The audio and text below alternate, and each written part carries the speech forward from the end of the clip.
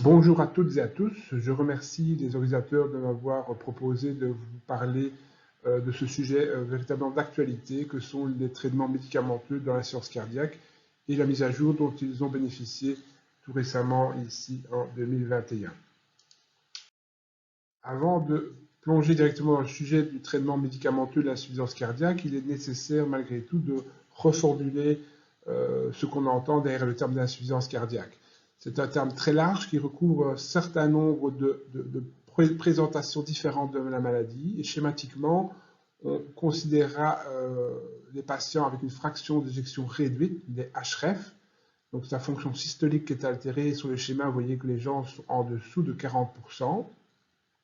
Et vous avez toute une série de patients qui souffrent également d'insuffisance cardiaque avec une fraction d'éjection qui est par ailleurs normale. On parlera de fraction d'éjection conservée ou preserved en anglais pour HPEF.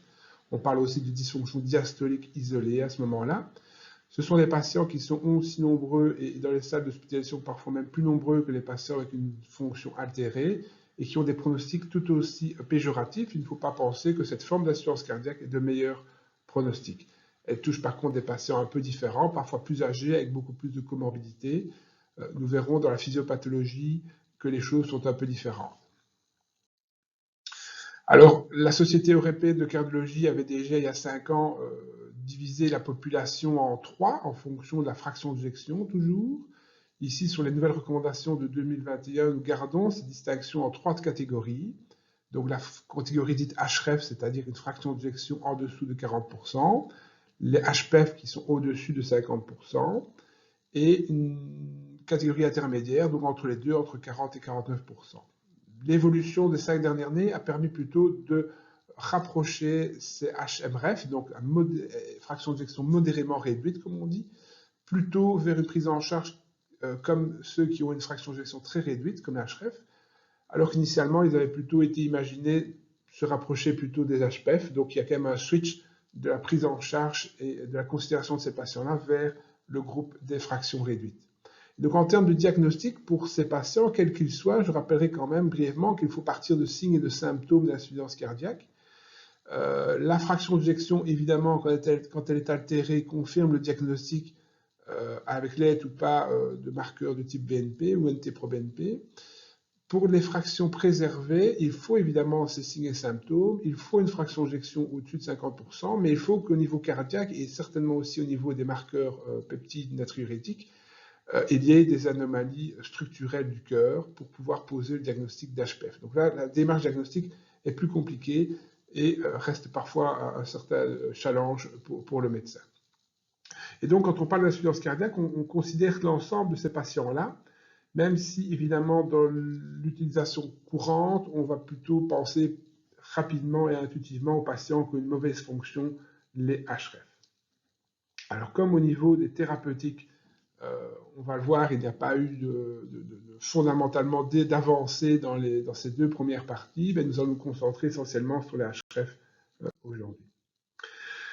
Pourquoi est-ce que j'insiste sur ces 2 formes? C'est-à-dire qu'il n'est pas marqué forcément sur le front du patient ce qu'il a comme type d'insuffisance cardiaque, parce que les symptômes peuvent être tout à fait communs aux 2 maladies. Et donc, il ne faut jamais sous-estimer ces symptômes et ne jamais considérer que quelqu'un qui se plaindrait de ce type de symptômes, d'essoufflement, de fatigue, de dyspnée, d'incapacité à l'effort, malgré une échographie un peu rapidement faite avec une fraction d'éjection normale, ne puisse pas souffrir d'insuffisance cardiaque. Ce serait une erreur diagnostique et un manque de reconnaissance vis-à-vis d'une population importante dans nos sociétés. Alors, ce sont des maladies qui sont assez différentes, avec pour la fraction d'éjection réduite, qui est sur la partie supérieure de la diapositive, une physiopathologie qu'on va revoir rapidement, mais qui est bien connue, bien détaillée, avec des cibles thérapeutiques bien identifiées. Par contre, et nous irons beaucoup moins dans le détail pour les formes dites HPEF, donc la fraction d'éjection préservée, où là les physiopathologies sont un peu plus complexes, font intervenir différents organes, et n'ont pas encore démontré de cible thérapeutique très efficace en termes de mortalité notamment. Et donc, si vous voulez schématiquement un petit peu représenter les 2 physiopathologies, c'est-à-dire que vous avez une fraction d'éjection réduite, vous avez une lésion cardiaque et la dysfonction cardiaque qui en ressort entraîne des conséquences à distance, des réactions un petit peu toxiques à distance, on va y revenir. À l'inverse d'une fraction d'éjection préservée, c'est plutôt une situation externe au cœur, métabolique, notamment au niveau des reins, au niveau éventuellement de l'obésité, au niveau pulmonaire, qui vont concourir à, je dirais entre guillemets, intoxiquer le cœur et entraîner une certaine degré de dysfonction cardiaque, essentiellement diastolique dans un premier temps. Et donc le cœur est plutôt victime de désordres extracardiaques dans cette forme d'insuffisance cardiaque. Ça, c'est une vision très schématique. Concentrons-nous, comme je vous l'ai dit, sur la physiopathologie de l'insuffisance cardiaque à fraction d'éjection réduite. Initialement, dans cette approche, le cœur subit une agression qui entraîne une chute de débit cardiaque. Cette chute de débit cardiaque va générer l'activation de systèmes compensatoires que sont le système nerveux sympathique et le système rénine-angiotensine-aldostérone. Ces deux systèmes ont pour but initialement de compenser la chute de débit cardiaque avec la sécrétion de dérivés d'adrénaline, noradrénaline et autres qui vont augmenter la fréquence cardiaque, augmenter la contractilité du cœur et activer en boucle positive le système rénine-angiotensine-aldostérone et également de la part de ce système-là des sécrétions neurohormonales qui vont favoriser l'augmentation de la pression artérielle, de l'hypertrophie cardiaque et du tonus sympathique. Et donc ces réactions d'adaptation à la chute de débit cardiaque sont des choses censées être bénéfiques dans un premier temps, mais qui, à la longue, parce que malheureusement l'adaptation ne se fait pas complètement et on ne récupère pas une fonction correcte, fait qu'il y a une sécrétion permanente de ces hormones avec une agression du coup perpétuelle au niveau du cœur qui n'est plus capable de répondre aux sollicitations demandées. Et donc vous avez un mécanisme d'adaptation qui devient toxique sur le long terme et donc la base du traitement de l'insuffisance cardiaque à fraction réduite est faite de traitements qui vont empêcher ces réactions neurohormonales d'adaptation initiale avec des bêta-bloquants pour le système nerveux central, sympathique, et des dérivés de type IEC, anti-sartan ou anti-aldostérone pour le système rénine-angiotensine-aldostérone. Plus récemment, mais il y a déjà quelques années, est apparue sur le marché une troisième voie d'activation, cette fois je dirais une voie positive qui est en vert sur le schéma, qui consiste à favoriser la voie d'activation des peptides natriurétiques. Les peptides natriurétiques comme le BNP et autres sont des petites molécules qui ont des effets tout à fait favorables, tout à fait à l'opposé de ce que nous venons de décrire, puisque ce sont des molécules qui favorisent la chute de la pression artérielle, la natriurèse, la diurèse, l'action antifibrotique, l'action antihypertrophique, donc toutes des choses qui sont favorables pour le cœur. Et donc l'idée est de favoriser cette voie d'action des peptides natriurétiques. Comment la favoriser? En augmentant la durée de vie des molécules et donc en bloquant leur dégradation. Et on bloque la dégradation en utilisant du sacubitril qui va inhiber l'action de la néprélésine qui était l'hormone qui dégradait ces peptides. Et donc dans ce nouveau traitement, le sacubitril est associé au valsartan pour différentes raisons pharmacologiques et permet donc d'activer la voie des peptides natriurétiques et de bloquer la voie du système rénine-angiotensine-aldostérone. Avant de poursuivre le développement du traitement pharmacologique de l'insuffisance cardiaque, spécifiquement à forme à fraction réduite, je voudrais quand même rappeler et souligner le fait que dans le traitement de l'insuffisance cardiaque, les médicaments ne sont pas les seuls à prendre en compte. Il existe des traitements électriques autour des technologies des pacemakers. Il existe une prise en charge d'éducation au patient, d'empowerment du patient. Il existe la prise en charge, et on va y revenir tout à l'heure, très importante également, des traitements, des comorbidités, des maladies annexes. Il existe également la prise en charge en revalidation cardiaque et pour certains patients, sélectionner la prise en charge de type assistance ventriculaire ou transplantation. En dehors de ce dernier aspect, les 5 autres éléments cités font partie intégrante du traitement de l'insuffisance cardiaque. Les sous-estimer et les oublier est une perte de chance pour le patient. Et de mon expérience, les meilleurs résultats que l'on peut avoir surviennent lorsqu'on a une approche globale, c'est-à-dire lorsqu'on s'est intéressé à l'ensemble de ces paramètres. Il n'est pas possible toujours d'envoyer tout le monde en revalidation cardiaque. Il n'est pas possible toujours que chaque patient bénéficie d'une éducation thérapeutique complète. Le pacemaker ne s'adapte pas à tout le monde, les comorbidités sont variables d'un patient à l'autre, leur prise en charge peut être compliquée. L'objectif n'est pas de réussir 100% et de cocher toutes les cases chez tout le monde, l'objectif est d'avoir une approche ouverte et de ne pas sous-estimer certains aspects de la prise en charge qui sont complémentaires les uns avec les autres Et considérer qu'on va simplement s'en sortir avec des médicaments, c'est probablement insuffisant et ce n'est certainement pas ce qui est recommandé et c'est une perte de chance pour le patient. Donc, au-delà des médicaments, j'attire votre attention sur le fait qu'il ne faut pas sous-estimer, oublier le reste de la prise en charge qui, dans certaines situations, est très bénéfique et apporte presque autant, si pas plus, que les traitements médicamenteux. Revenons maintenant au traitement médicamenteux et je vous ai remis ce schéma qu'il faut tout de suite oublier parce que c'est ce que l'on faisait avant ici le mois de juin 2021, c'est-à-dire qu'il y avait une prise en charge des patients qui se faisait essentiellement en fonction des symptômes, c'est-à-dire que vous aviez nécessité d'introduire des traitements qui étaient les IEC, les bêta-bloquants en première intention, et puis en fonction des symptômes, si le patient restait symptomatique, vous pouviez avancer dans un algorithme prédéfini qui permettait de rajouter l'un ou l'autre traitement en fonction des caractéristiques du patient et donc surtout en fonction de son évolution symptomatique. Donc vous pouvez imaginer qu'un patient sous IEC bêta-bloquant qui me dit « je vais très bien docteur », eh bien vous vous arrêtez là. La vision actuelle est tout à fait différente. Je vous la montre tout de suite. La voilà. Le schéma est compliqué sans l'être en fait, c'est-à-dire que maintenant, il n'y a plus cette vision progressive du traitement, c'est-à-dire qu'on va introduire des médicaments et puis on verra un peu comment le patient évolue pour monter en charge et augmenter le traitement. La vision est tout à fait différente. Il faut maintenant avoir une vision phénotypique, comme c'est décrit sur la diapositive, c'est-à-dire que vous avez d'abord une première ligne de traitement qui sont les traitements qui ont démontré une diminution de la mortalité. Ce sont les traitements qui sauvent vos patients et vous avez les 4. J'ai entouré en rouge tout ce qui était médicamenteux sur cette diapositive. Et vous voyez qu'il n'y a pas que des médicaments, on l'a déjà dit, dans le traitement de l'insuffisance cardiaque. Et donc la première ligne, pour tous les patients, doivent bénéficier maintenant de ces 4 classes thérapeutiques, quelle que soit leur situation initiale, pour autant qu'ils aient une fraction d'éjection réduite. Et donc ces classes thérapeutiques, il y a des connus et des moins connus, c'est-à-dire qu'on retrouve évidemment les bêta-bloquants et les IEC, les ACE inhibiteurs.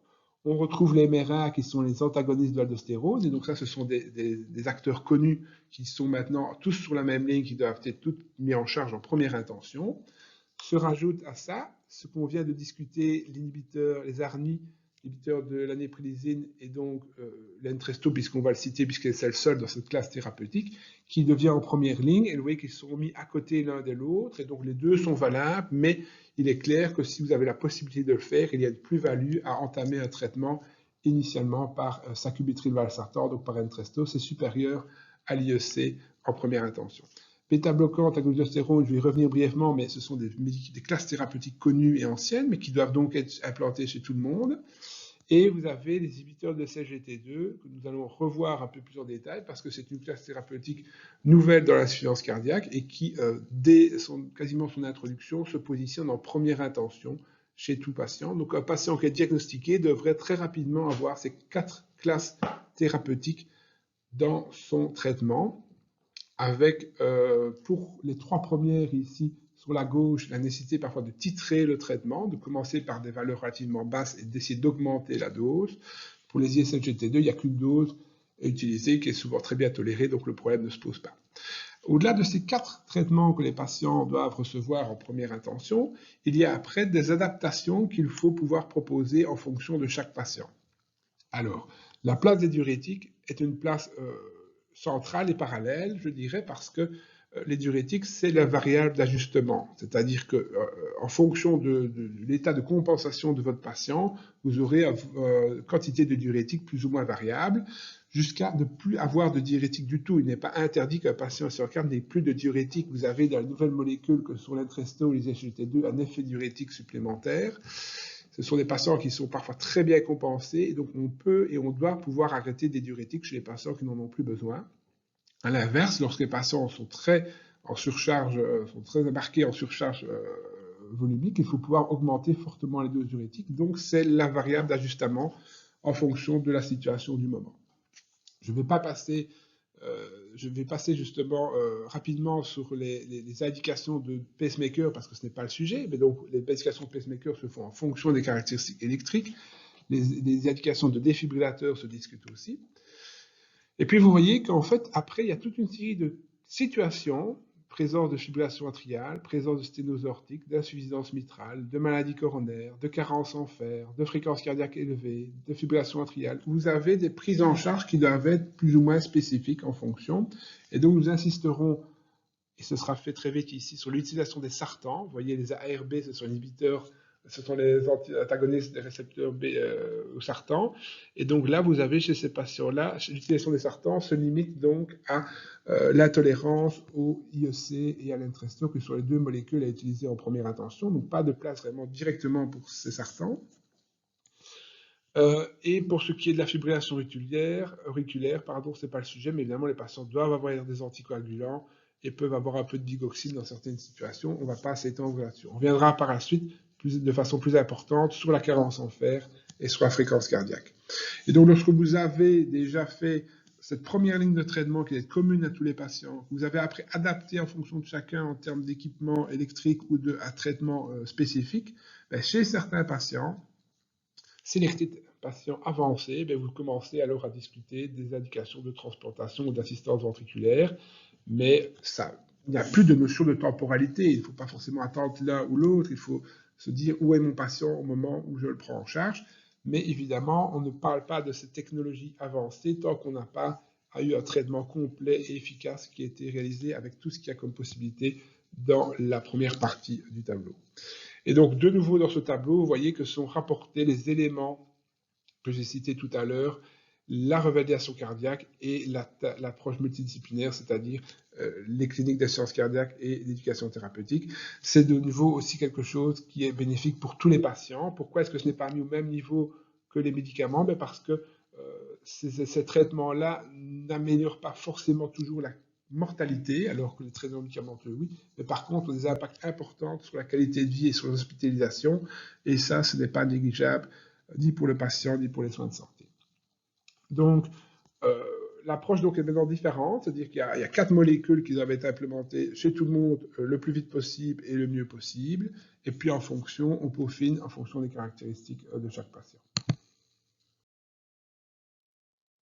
Concentrons-nous sur cette première ligne. Et donc là, je rappelle simplement des médicaments anciens que vous connaissez, que sont les bêta-bloquants, les antagonistes de l'aldostérone, les S-inhibiteurs, les IEC et les sartans. Ce sont des molécules qui sont utilisées depuis longtemps. Et je vous donne juste une petite information parce qu'il ne faut pas les négliger, notamment les antagonistes de l'aldostérone. Vous voyez ici que plus la barre est basse, plus on descend, plus on diminue la mortalité des patients. Donc vous voyez que les bêta-bloquants sont très efficaces pour diminuer la mortalité. Les angiotensines, les sartans LDS sont moins efficaces, mais l'Entresto, par exemple, qui rajoute du sacubitril, a réaugmenté cette classe thérapeutique en termes de mortalité. Mais je voulais surtout souligner que les antagonistes d'ostérone, donc spironolactone, aldactone, tous ces médicaments-là, sont sous-estimés, parfois oubliés, alors que ce sont des médicaments qui sont loin d'être négligeables dans la diminution de mortalité des patients. Et donc, quand on dit les 4 médicaments, c'est vraiment les 4 à instaurer. Il ne faut pas faire de priorité en disant je vais plutôt commencer par celui-là ou l'autre. Il faut essayer vraiment d'être complet le plus vite possible. Je suis revenu sur la physiopathologie. Donc, pour revenir sur le fonctionnement de l'Entresto, vous avez 2 molécules en une. Vous avez le valsartan, qui est un sartan qui va vers son action classique sur le système réduisant angiotensin aldostérone, avec cependant moins de bénéfices que le ferait un IEC, ce qui sort du cadre un petit peu de la discussion de ce jour, mais ces bénéfices moindres sont compensés par le sacubitril, qui est une molécule qui va empêcher la dégradation des BNP comme molécule active, comme on l'a dit. Et donc ces molécules viennent d'une macromolécule initiale qui est le pro-BNP, qui est coupé en deux pour former un T-pro-BNP inactif et une partie active qui est le BNP. Et l'idée d'empêcher sa dégradation, c'est d'augmenter sa demi-vie et donc son taux sanguin. Donc quelqu'un qui va être sous Entresto va avoir tendance à avoir des BNP augmentés, et donc ce sera bon signe, ça veut dire que cette action chimique efficace est augmentée. À l'inverse, son MT-BNP doit diminuer parce que cette action favorable entraîne une diminution de la sécrétion de la macromolécule. Et donc, suivre les patients sous Entresto devrait plutôt se faire avec du NT-proBNP pour s'assurer qu'on a une bonne diminution. Et un patient, notamment qui descend en dessous de 1000, est un patient qui évolue favorablement. J'insiste sur 2 aspects liés à l'Entresto. La première, c'est que c'est une molécule assez puissante qui n'est pas toujours toléré par tout le monde. Alors on peut s'inquiéter de la fonction rénale, on peut s'inquiéter du potassium parce qu'il y a un sartan dedans notamment. Ça, c'est comme tous les autres sartans ou IEC, ce sont les mêmes risques et mêmes précautions à prendre. Il faut, je pense, accorder une attention un peu plus grande sur la pression artérielle, parce que c'est quelque chose d'assez puissant et parfois mal toléré. Donc pour moi, c'est le principal guide de prescription, c'est la pression artérielle. Il faut qu'elle soit suffisamment élevée. Et donc on peut justement, chez ces patients-là, devoir diminuer les diurétiques pour avoir une meilleure tolérance de l'Entresto. Et là, alors que j'avais dit que les 4 médicaments ne devaient pas forcément être préférés l'un par rapport à l'autre, là clairement il y a une préférence à favoriser l'utilisation de ces médicaments-là par rapport aux diurétiques qui doivent être diminués, voire stoppés si nécessaire. Petite remarque en passant, les critères de remboursement en Belgique ne sont pas encore véritablement adaptés à la réalité des recommandations européennes. J'en viens maintenant au ISLGT2 ou les glyphosines. Ce sont des médicaments que nos collègues diabétologues connaissent depuis pas mal de temps. Donc ce sont des antidiabétiques oraux qui, comme vous voyez sur le schéma de droite, sont des molécules qui vont permettre, vont bloquer la réabsorption de sucre et de sel. Et donc ce sont des molécules qui vont entraîner une glycosurie, de perte de glucose dans les urines, avec chez le diabétique une diminution du coup de la glycémie. Associée souvent, chez nous ce qui nous intéresse aussi, c'est une perte de sel associé. Alors, au départ, en 2 mots, les molécules ont été testées pour voir si elles étaient toxiques au niveau du cœur chez les patients diabétiques. On s'est rendu compte que d'une part, elles n'étaient pas toxiques, mais d'autre part, elles étaient très bénéfiques, notamment sur l'insuffisance cardiaque. D'études en études, elles ont donc finalement été proposées chez les patients souffrant d'insuffisance cardiaque à fraction d'éjection réduite parce qu'elles sont très efficaces sur une série de paramètres. Et donc je vous ai remis ici un ensemble des mécanismes d'action favorables des ISLGT2 avec des bénéfices qui sont à différents niveaux. Et donc si vous voyez sur les facteurs de risque, ça commence de là, c'est quelque chose qui va faire chuter la pression artérielle, perdre du poids, diminuer la glycémie, diminuer l'albuminurie, donc c'est quelque chose d'important. Des effets hémodynamiques importants sur la diurèse, qu'elle soit osmotique ou natriurétique, sur la diminution du fluid overload, donc de la congestion, assouplissement des artères, amélioration de la fonction endothéliale, effet anti-inflammatoire important, ici également au niveau des muscles squelettiques, mais du muscle cardiaque, avec des diminutions de stress musculaire, de diminution de stress oxydatif, d'inflammation, une meilleure utilisation au niveau du substrat métabolique et des effets endocriniens, de meilleure sensibilité à l'insuline et diminution de tonus sympathique. Et donc, ce sont des molécules qui ont vraiment des effets multiples, très favorables, tant sur les artères que sur le cœur, mais également sur le rein. Et un des grands bénéfices de ces artères, notamment dans la population d'insuffisance cardiaque, c'est aussi les bénéfices sur le rein, puisque vous savez que le lien cœur et rein sont parfois plus toxiques que favorables. Donc, je vous ai remis ici dans ce que nous avons disponible les 2 principales glyphosines qui ont été étudiées en insuffisance cardiaque sont la dapagliflozine et le Forxiga et l'empagliflozine, le Jardiance. J'ai moins de données en tête sur la canagliflozine, mais qui a également été utilisée dans la prévention rénale. Alors là, grand point d'exclamation aussi, c'est qu'actuellement, il y a des recommandations que vous voyez d'introduire ces médicaments en première intention chez tous les patients. Il s'avère que les critères de remboursement ne sont pas du tout adaptés. Je vous ai remis ici un certain nombre de mécanismes bénéfiques sur le rein et sur le cœur, que vous aurez l'occasion de relire facilement, parce que je vois que le temps tourne un petit peu. Et j'aimerais bien terminer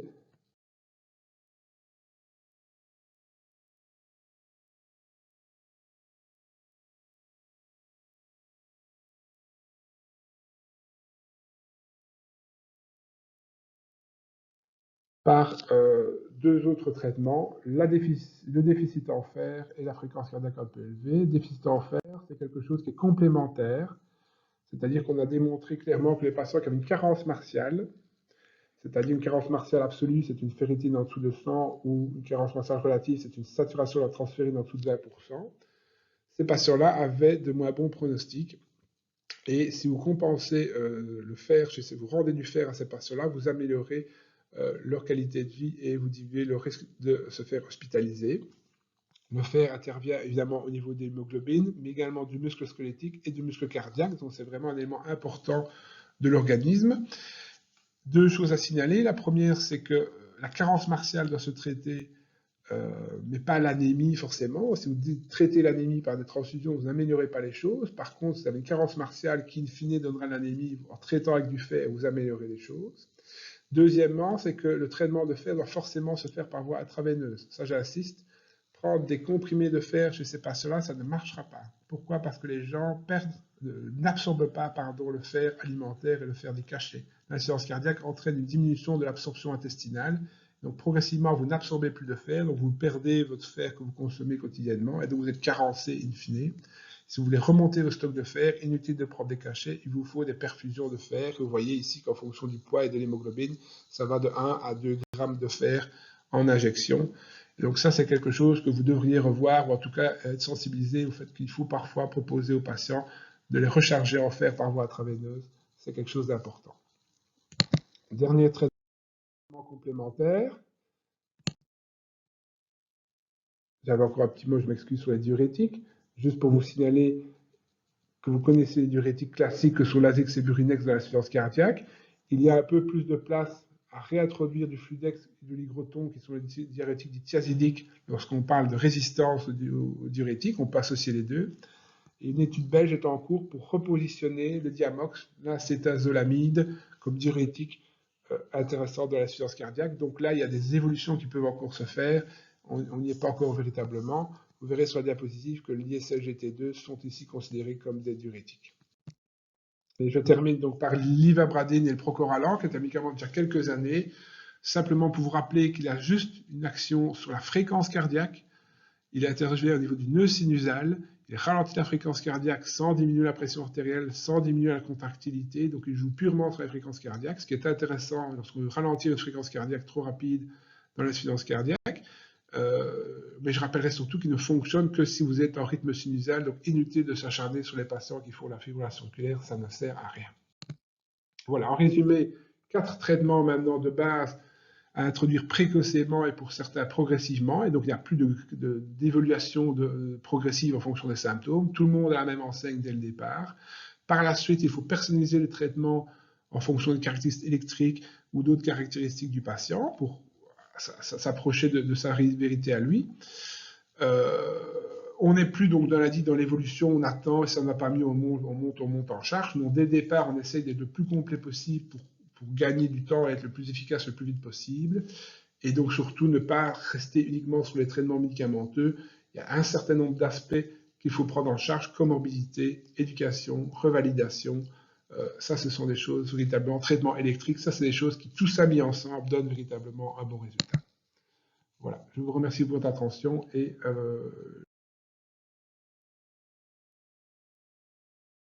je répondrai à vos questions avec grand plaisir. Merci bien.